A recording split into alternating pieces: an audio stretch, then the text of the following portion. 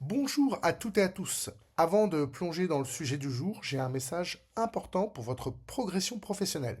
Je suis Fatih Benjebour, formateur expert chez Mentor Numérique. Saviez-vous que vous pouvez financer votre montée en compétences? Je vous propose des formations certifiantes éligibles au CPF pour vous aider à débloquer de nouvelles perspectives professionnelles. Vous êtes prêt à passer à la vitesse supérieure? N'attendez pas la fin de cette vidéo. Vous pouvez prendre un rendez-vous gratuit pour qu'on en discute. Le lien est juste en description. Maintenant, place au contenu. Bonjour et bienvenue dans cette vidéo dans laquelle nous allons voir comment il est possible d'utiliser la mise en forme conditionnelle dans Excel. Alors la mise en forme conditionnelle, qu'est-ce que c'est? C'est un outil qui va vous permettre de mettre en forme de manière conditionnelle en fonction des situations, des cellules. Donc pour mettre en œuvre cela, je vous propose une étude de cas. Donc il s'agit d'un fichier Excel ici, vous êtes gestionnaire d'un parc automobile, vous avez parmi vos tâches de vous assurer que les véhicules soient entretenus en temps et en heure.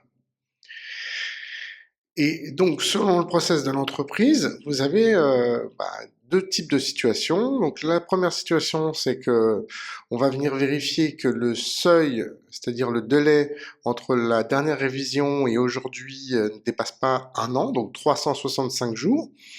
Et également, la deuxième situation, c'est si le kilométrage entre le kilométrage au compteur de la dernière révision et le kilométrage actuel ne doit pas dépasser 20 000 kilomètres.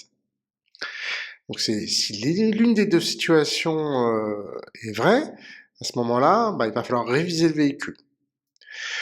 Le tableau il est constitué de 4 colonnes principales. Donc la première colonne, ça va être la référence du véhicule, la date de la dernière révision qui est enregistrée ici, le kilométrage au compteur à la date d'aujourd'hui, le kilométrage au compteur à la date au niveau de la dernière révision qui a été relevé. Nous allons calculer ici le nombre de jours écoulés, depuis la dernière révision, et le nombre de kilomètres parcourus depuis également la dernière révision. Et sur la dernière colonne, nous allons renvoyer ici le statut de la révision, donc ce sera ici à réviser si on rentre dans l'un des deux cas ici, ou OK si on rentre dans aucun des deux cas.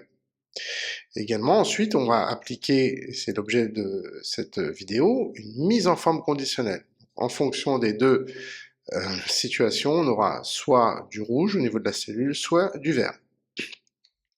Donc on va s'atteler à faire ça. Je vous ai mis ici les formules de calcul associées. Donc pour le nombre de jours écoulés, comme je l'ai dit, c'est la date d'aujourd'hui, la fonction aujourd'hui, qui va venir nous retourner la date d'aujourd'hui, moins la date de la dernière révision. Donc, également, il faut savoir qu'ici, vous êtes sur un tableau de type structuré.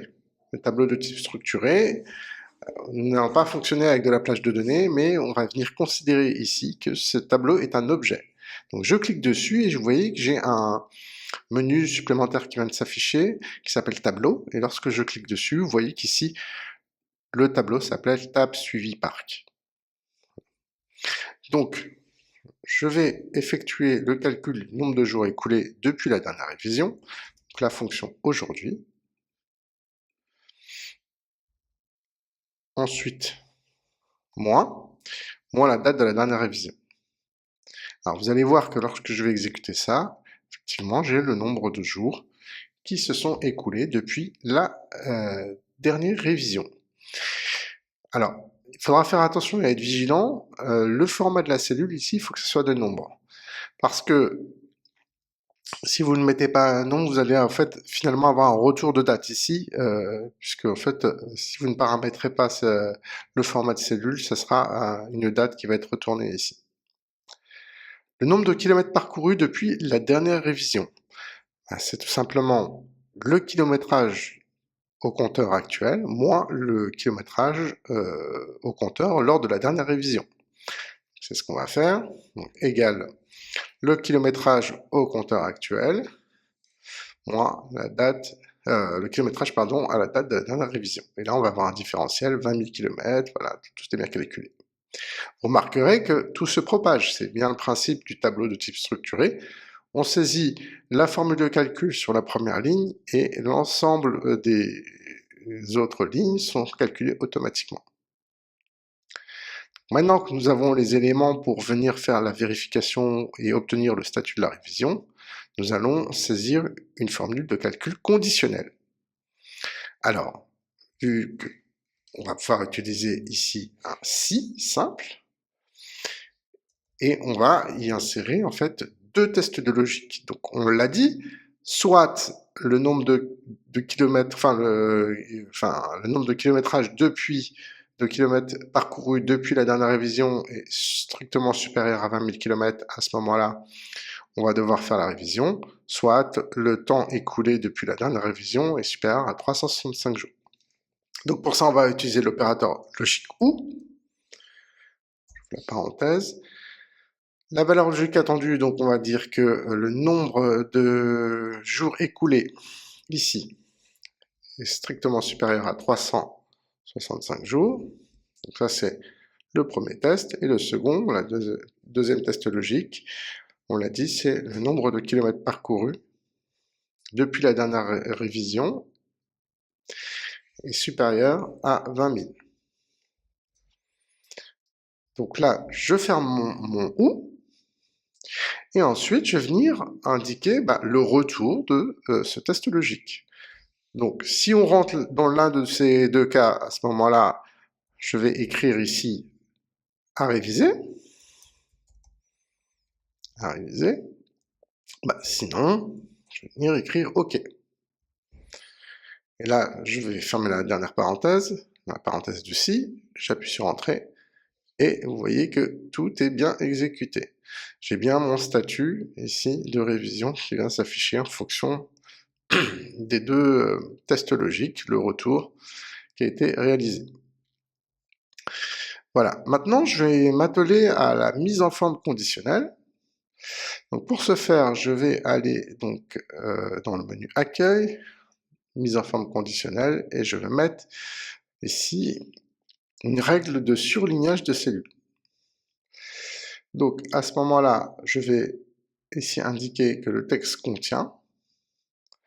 Alors si le texte contient un texte spécifique, donc je vais mettre à réviser.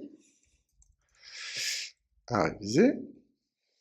Donc on vous parle d'une mise en forme, ici mettre en forme le remplissage rouge, moi je vais faire peut-être un remplissage personnalisé parce que à mon goût il n'est pas suffisamment rouge. On va mettre un remplissage bien rouge, voilà, comme ceci, vous avez ici un aperçu et je clique sur OK.